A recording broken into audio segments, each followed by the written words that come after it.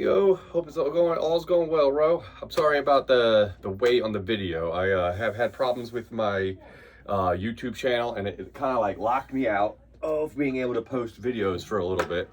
Although not in a literal way, it updated and made it so my computer would not give me access to my videos. In which case I had no way of getting it onto the internet. So let's try this today, okay? So I was kind of getting to the point with the song "It Makes Them Disappear" that where we were getting to the part where basically all that was left was the solo, okay? And we've been doing a lot of riffs and stuff like that, but one of the things is that it will make all of this make more sense, I think, and for you to understand what it is we're actually doing is to really, and unfortunately maybe this sounds less fun, but is to look at the scales again, okay? So everything basically comes from a scale. The chords come from a scale, all the melodies the intervals, the cool little licks, they're all like pieces of a scale, okay? And the best way to utilize a scale is really use it in a way of playing to a certain chord.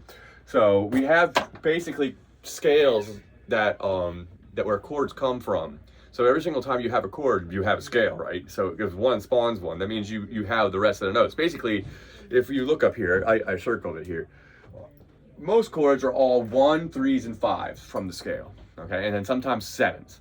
So the idea really is that you basically take a chord, you dismantle it, and you fill in the blanks between it, and you get yourself a scale.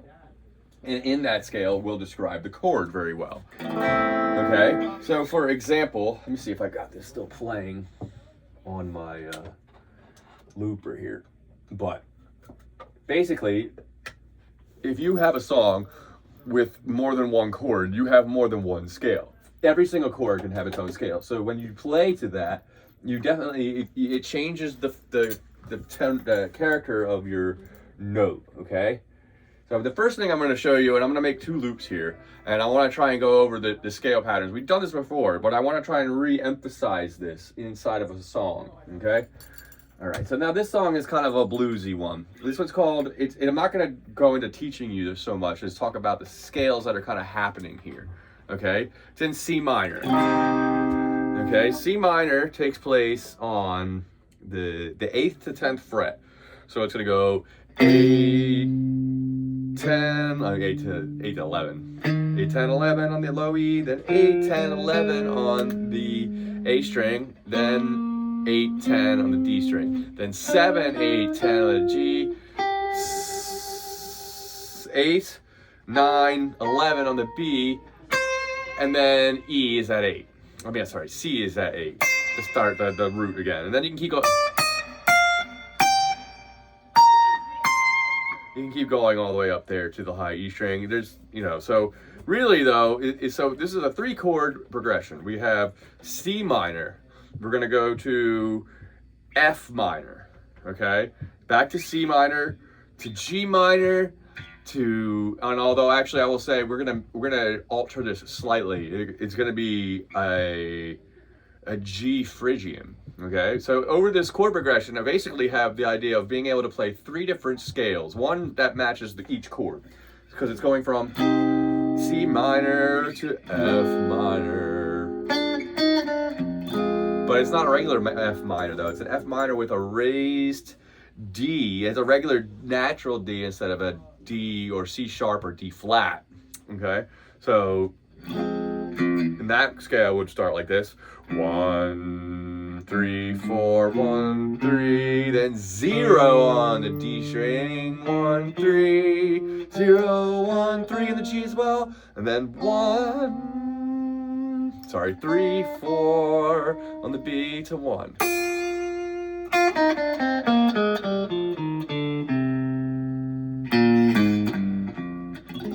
Okay, so it's technically like this. You got C minor, you got an F Dorian, which is basically the same thing as that F minor, but you have the D note is a natural D and no D flat.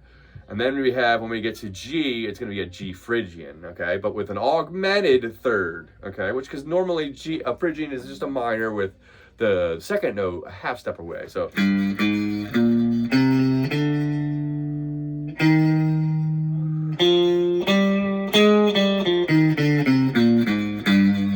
So what I want to do is change it to this.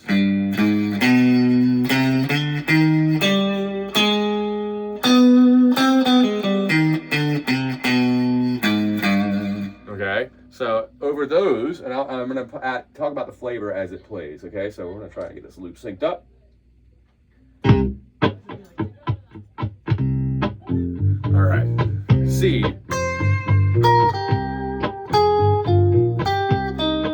To F Dorian.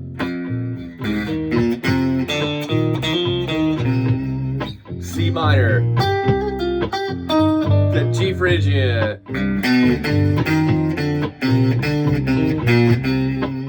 Alright, all I'm doing is choosing notes from each of these scales. Now you can basically all of these can be found in the C spot we were doing. I can move it here for the chords because like this, the chords go like this. C minor to F minor. Back to C minor.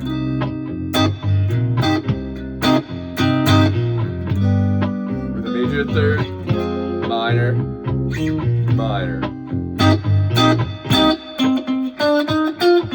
C minor.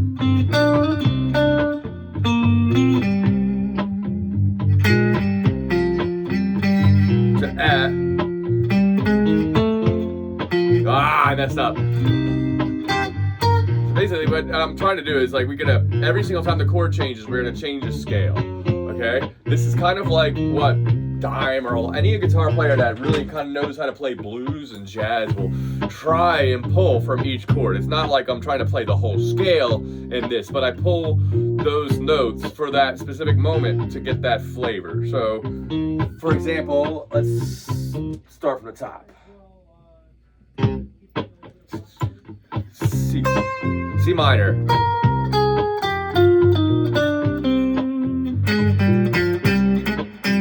To F.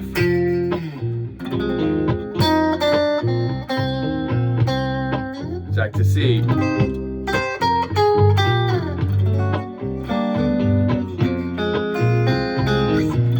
Okay, and the G comes very quick. It's just a very quick held G.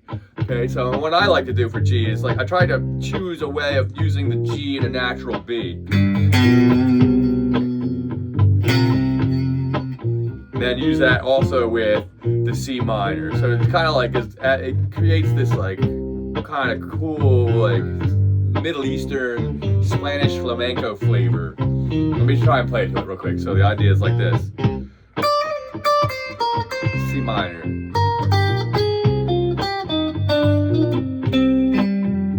Now F Dorian, starting with the natural D.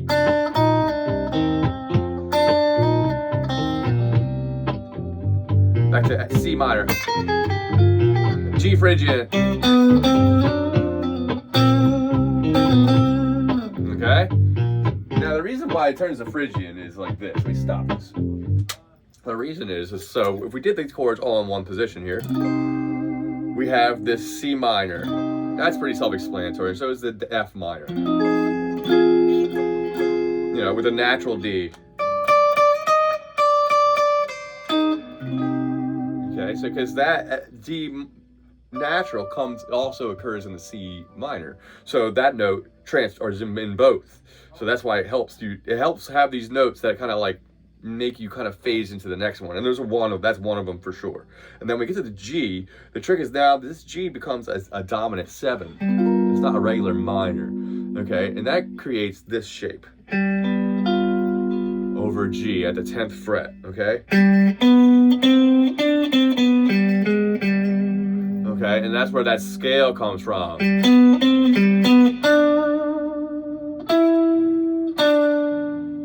There we go. Sorry, I was off of like.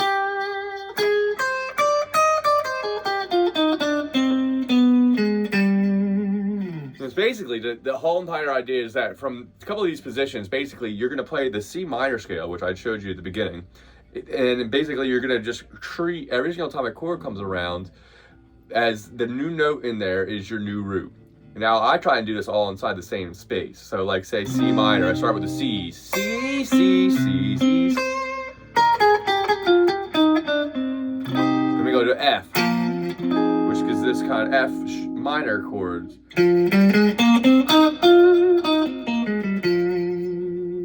Okay, which is all the same notes as the C minor scale.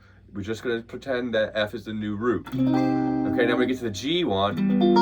Now I hold the Jimi Hendrix chord, which is a which in this case would be a G7 sharp 9, which just pretty much means that you're going to be holding your normal shape, and then you grab the B string one fret ahead, one fret further up the neck than everything to grab this A sharp, I guess. Yeah, A sharp. And that shortens, takes this note that normally is here on the D string and moves it to here to be inside this chord. So over that split second, we're in G.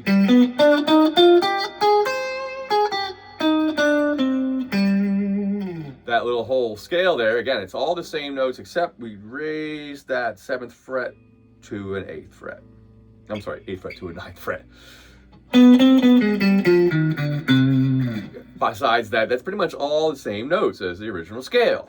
Okay, so a lot of it's really just kind of using the first pattern, but allocating a new root every single time a chord comes in.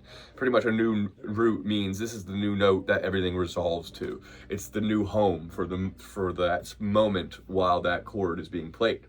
Okay, so let's say in Makes Them Disappear, he basically is going over a blues progression by this point. He's not doing it in the same timing as like what I'm playing with here, which is a 12 bar. He's kind of doing it with a let's say it's like an abbreviated version of the same thing. So it kind of like the same harmony works, it's just shortened a little bit. Okay, so it's like and I think he's playing that in the key of D.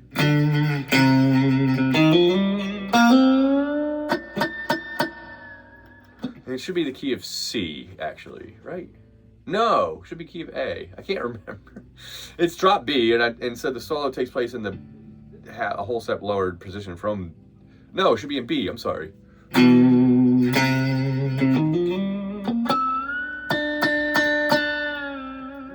Something like that. We'll learn more about that, but I kind of wanted to signify, basically how you can use one scale to characterize 3 different chords. I mean, and modifying it slightly, like for the G, okay? I want to write this out for you, but I want you to try that particular pattern. The song is called Chitlin's Con Carne, which is what I was playing to by Kenny Burrell. Stevie Ray does a version too. This is also really good. It's a cover of the Kenny Burrell version, but I think it's in a slightly different key. So you give us a listen to those songs. The idea is that you don't need to play this style of music. You just need to understand how harmonically it's working, because a lot of especially it Makes Them Disappear and other songs that he's done, because Dime, Darrell Abbott, the guitar player from Pantera, was very much raised on blues and the music in Texas going on at the time. So he had a really good knowledge of this, which most metal players, I would say, do not. He definitely did. He understood this. So, and that's one of the coolest things about him, is that he really could play very emotional pieces inside this really aggressive style of music, which most people don't do. They just stay aggressive all the time. So, all right, so I want you to give that a shot. If you got another song you want to try and learn, we're going to keep working with Makes Them Disappear, but I want to start thinking about another song since we're getting to the point where we're near the end with it. So, all right, but I'll see you next time.